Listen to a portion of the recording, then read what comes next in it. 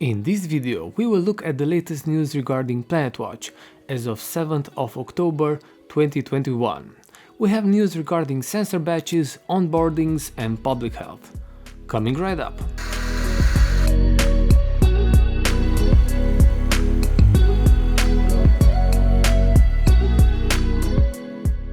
We will start by looking at PlanetWatch's status in terms of sensor growth and planet price. We can see that we have 5,903 sensors onboarded as of today. Since the last PlanetWatch news, that was last week, we are looking at 721 new sensors onboarded on the network with a 14.2% increase.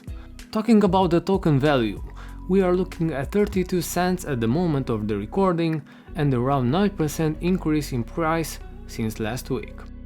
Since this project is about air quality measuring, Claudio Parinello, the CEO of PlanetWatch, started with news regarding public health. World Health Organization issued on September 22 new guidelines for air quality, significantly reduced the limits for long-time exposure to PM2.5 and NO2. These are mostly emitted by ICE cars and industry. And the number of people dying because of air pollution last year is estimated to be 7 million worldwide. Long story short, new studies concluded that there are no safe levels when it comes to PM2.5 and NO2. The race is to reduce them as quick as possible, and the end goal is to eliminate them. This is why monitoring them and also other pollutants is very important. Aquino measures them both.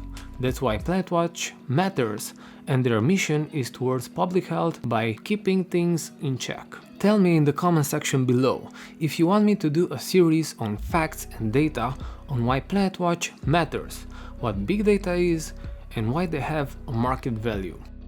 Another piece of news is regarding Type 2 sensor. It will be sold by PlanetWatch, and getting a license will automatically get you a spot in the waiting list for the device. Claudio didn't state that last part in the previous week, but I fill in the blanks for you. Once again, I was right.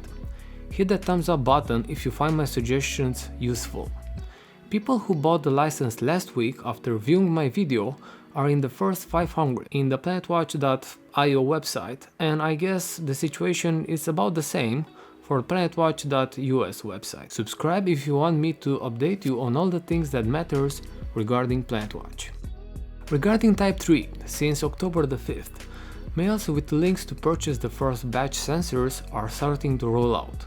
These mails are delivered in waves in order to minimize the wait period between the payment and the delivery. Onboarding will come the moment all September batch Kythera Sensage Minis are delivered, so everyone will have the same start. Claudio recognized that they are late on some items, and he wants to be as transparent as possible. That's why he presented the next three pieces of news. The new app, onboarding of the Kythera Sensage Mini, and onboarding of the Aware element will all happen by the end of the October together. So he also found out that they will use the new app in order to onboard these new sensors. A little bit late, as Claudio stated himself. But in the grand plan, none of us will remember in a year when exactly the onboarding started. PlanetWatch is not a perfect company. It's a startup with massive growth, and delays are to be expected, in my opinion, if we look this in a realistic manner. Regarding coverage of costs for sensors, Claudio provided clarifications. He stated that PlanetWatch is not an investment scheme, but an environmental monitoring project with rewards to those who help generate the data. The core service is growing and operating the PlanetWatch network. Since our license active time starts when we link it to a sensor, PlanetWatch considers that there is nothing to compensate when sensor deliveries are late. There are also discussions regarding warranty time. If the sensor will stop working after at least 20 days of normal activity from it, PlanetWatch can compensate with extra time of license for the last period during service of replacement. Extra time in which we can earn planets. Some things are not clear on this, and we will come back when we have a better picture. We also found out that PlanetWatch is investing considerable amounts of time asking manufacturers to improve their product. We also have an example. Future Arduino batches will feature a second status LED for their SIM card only. This change will simplify the analysis of Arduino if there are problems.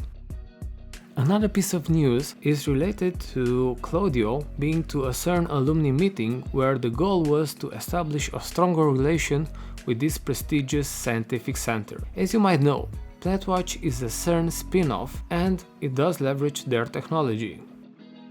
Regarding future batches, we found out that because batch availability are very frequent changing because of part shortage and the global pandemic, they will deliver past batches information and we can assess the situation based on track record of sensor delivered each month. They are doing their best to increase the volume of batches, but nothing is guaranteed in the current situation. That's it for this video. Give it a thumbs up, subscribe if you haven't already, and stay tuned. Until next time, see ya!